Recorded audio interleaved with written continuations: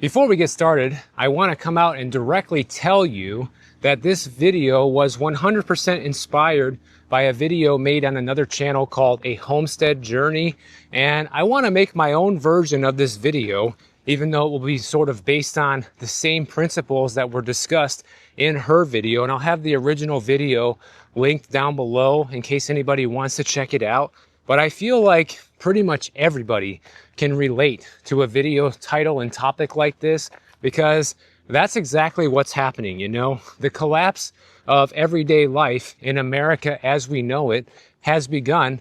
And I think it has already begun a couple of years ago when things started getting really expensive. Because right now, there is no doubt about it that the American economy is struggling.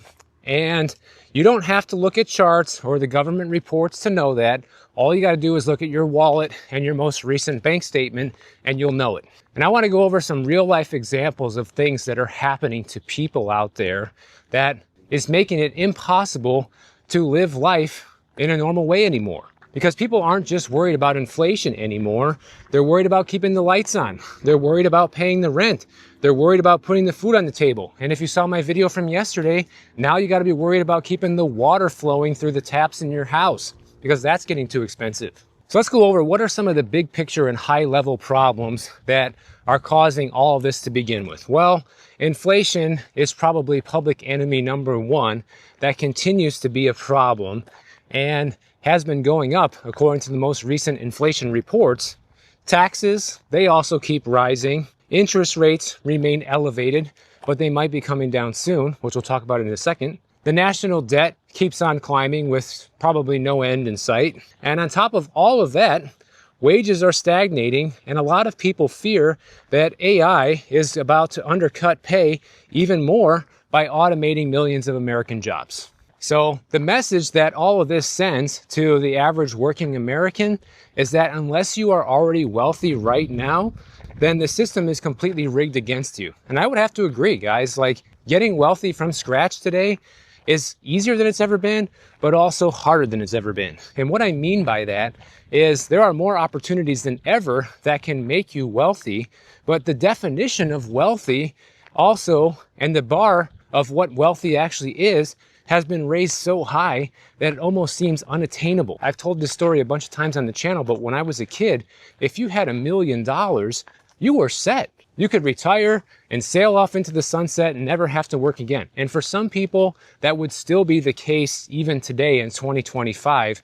But we all know that the $1 million today doesn't go anywhere near as far as it did 30 years ago. And for anybody who is wondering, I am walking along the Shoreline Trail, at least a small section of it here, in China Camp State Park. And so this past week, the Fed had its annual meeting at Jackson Hole, Wyoming, and Jerome Powell gave his speech, and he hinted at the Fed possibly lowering interest rates at their next meeting in September. And of course, if they do this, get ready for inflation to get a whole lot worse, guys, because it has been on the rise for the past few readings, and having interest rate cuts right now at a time when inflation is still going up, it's basically a guarantee it's going to rise. I know some of the real smart economists out there, including my friend Adam that I had on the show the other day, he even mentioned that he believes the inflation reading's going to go down due to the cost of housing coming down now. But I don't think that's going to be enough to sway it, because there are so many other things that are going up, especially at very high rates right now, that it's going to outweigh any small reduction in the cost of housing. That's my thoughts. So one thing that's causing this collapse of American life is the utility bills are completely out of control, guys. In Missouri, one woman said that her electric bill came in at $830 this month, and that was lower than last month's bill of $1,130, okay? And for perspective, that's more than her mortgage payment. That's probably more than a lot of people's mortgage payment. Another family reported having a $560 electric bill in June and a $650 bill in July, and they're going to be forking out over $2,000 in just electric bills in the span of just 3 months.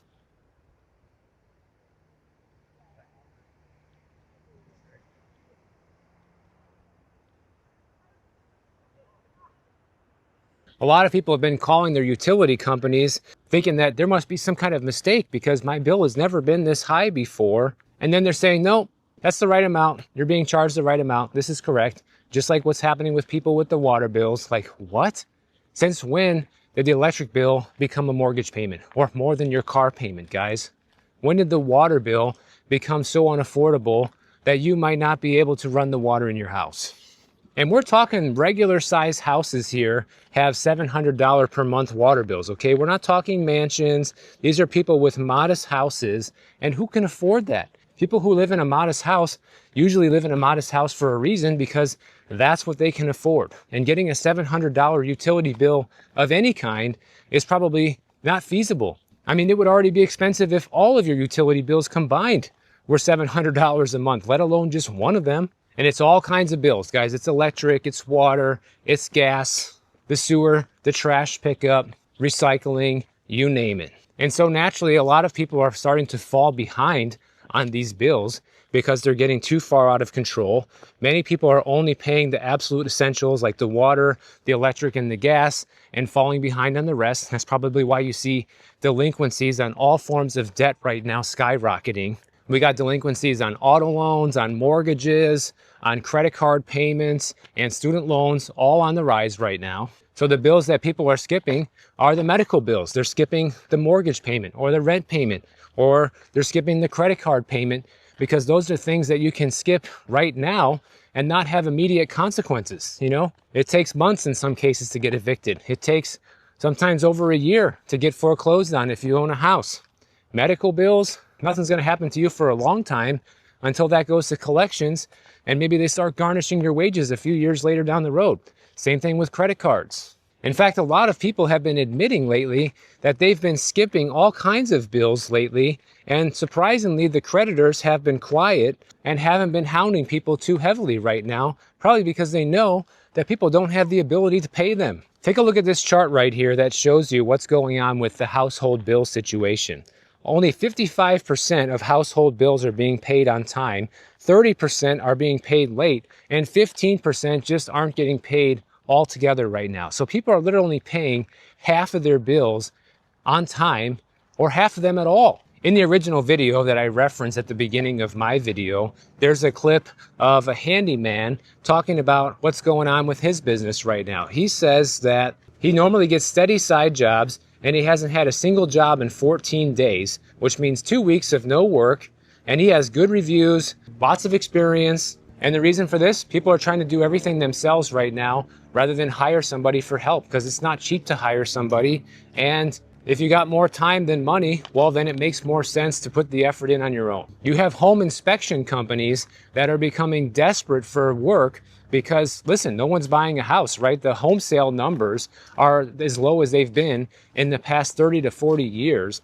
And so home inspection companies are coming out of the woodwork and cold calling their old clients and begging them for work, you know, asking them for referrals, saying, hey, if you have anybody, please think about us because we need the business right now. That even reminds me of a comment I saw the other day from one of my viewers. I apologize, I don't remember who it was from, but it was something along the lines of, you know, I've been in the mortgage industry in Las Vegas for the past 17 years, and the amount of loans I'm doing right now is only a small fraction of what I was doing just a few years ago. And everybody keeps saying that the economy is resilient. That's what you keep hearing Jerome Powell and the Trump administration say, is that things are great, but somehow we need to cut interest rates because things are so great.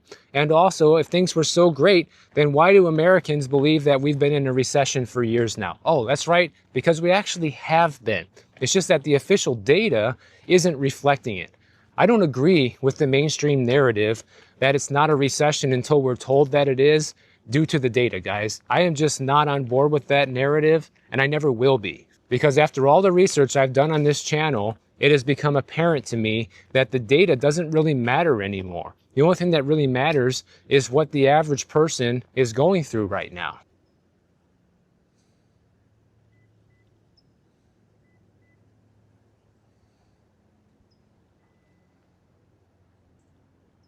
Then, of course, the general cost of living is rising everywhere across the board, not proportionally, but by different amounts and for different reasons. Like, for example, Landlords continue to raise the rent for people even though they can't afford it, although a lot of people have been seeing rent decreases, which is a good thing. Car insurance is one of those things that is definitely going up for basically everybody right now. You couldn't believe the shock when I saw that my most recent car insurance payment actually went down by like $20 or $30 for the 6-month premium.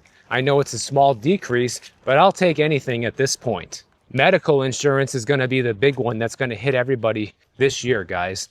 I did a video about this the other day talking about just how much medical insurance premiums are projected to rise. A lot of people are already feeling them right now. They're already at record highs. We'll get ready for it to go up another 30 to 40% in the next year because that is coming. That's a guarantee at this point. You got people that thought that they were retired and that they had the good life and everything was all set up who are now lying awake in bed at nighttime wondering how they're going to afford the rent or how they're going to make the bills this month because the bills have gone up far beyond what they thought they were going to be in retirement. I mean, just look at this chart right here that shows you the rising cost of all of these utilities and all these expenses, including the rent, and just how much it has skyrocketed since 2020. It was on a gradual increase before then, but gradual is the word.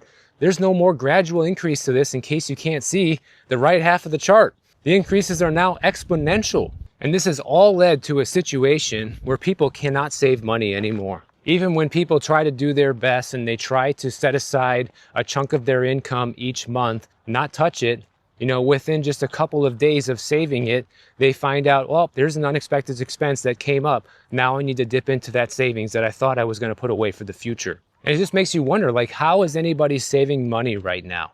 More and more people now are starting to get on board with this idea that we are in a major recession, maybe even a depression, and that a big economic crash is right around the corner. Because after all, how can this be sustained? But when you really kind of look around and see the metrics that, the Fed and the government and Wall Street use as measurements of our economy, all of those things still look relatively good, especially the stock market hitting all-time highs again, And so many of these guys are just under the impression that if the stock market's doing well, then everything must be great because there's no way in hell that the stock market would be hitting all-time highs if things weren't great. That is the furthest thing from the truth. Like I have showed you guys on this channel, every time companies announce layoffs, especially big ones, guess what happens to their stock price? It goes up. Because now they're going to be cutting costs, they're going to be increasing efficiency, and ultimately that leads to larger profits for these companies, which means a higher share price for them. It's sad to say it, but we now live in a world where bad news is good news for the stock market. People losing jobs and people becoming unemployed or homeless is good news for the stock market, because those are all people that don't need to be paid anymore. But one thing that these big Wall Street companies are missing, especially the AI guys, is those are also all people who can no longer afford to buy your product or service.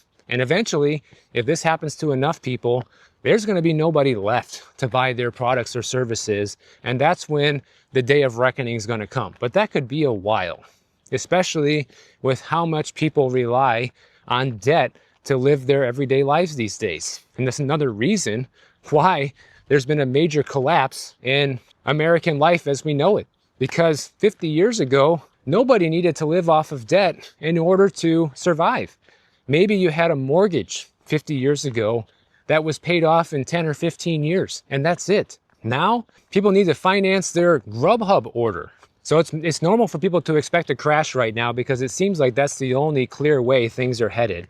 We got the inflated stock prices, we got AI taking people's jobs, we got massive stock buybacks that have been happening for decades, and the prices of the market are no longer rooted in fundamentals. They're rooted in buybacks and layoffs and other things that prop up the market. And when the American consumer really is finally tapped out, that's when everything is going to come to a screeching halt, when sales on everything completely collapses. Whether it's by choice because people are pulling back because they don't want to dig themselves into a bigger hole, or they've already dug the biggest hole that they can get themselves into, but their credit has run dry. And everything we just talked about, people not able to afford the utilities, not being able to pay the rent, not being able to save money, and purposefully missing different sorts of obligation payments.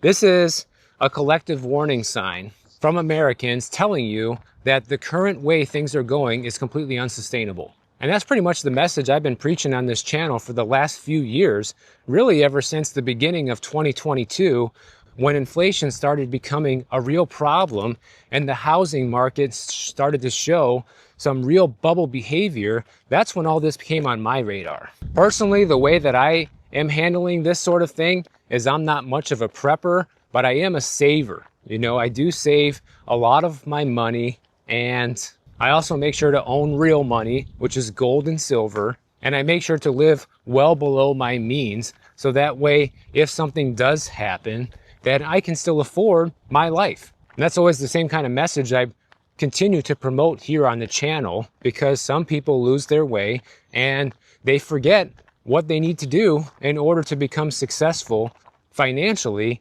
And that's where my channel kind of comes in to constantly remind you of all the hidden dangers out there when it comes to overspending and basically living beyond your means, when it comes to waiting to buy a house at the right time once you can truly afford it. These are all big things I like people to learn from my videos. So let me know what you learned from today's video down in the comments. Feel free to share your personal experiences on the things that are happening to you. I know a lot of people like to band together in the comment sections of these videos in order to share what's going on. So feel free to do that. Use it as an open forum, guys. That's how I see people using it right now. I just want to remind people that's what it's there for. And I encourage you to use that, because you'll probably find there's a lot of people in similar situations like yourself. So if you enjoyed this video, make sure you subscribe to the channel. And if you don't want to wait for my next video to come out, check out this one on the screen right over here, and I'll see you in the next one.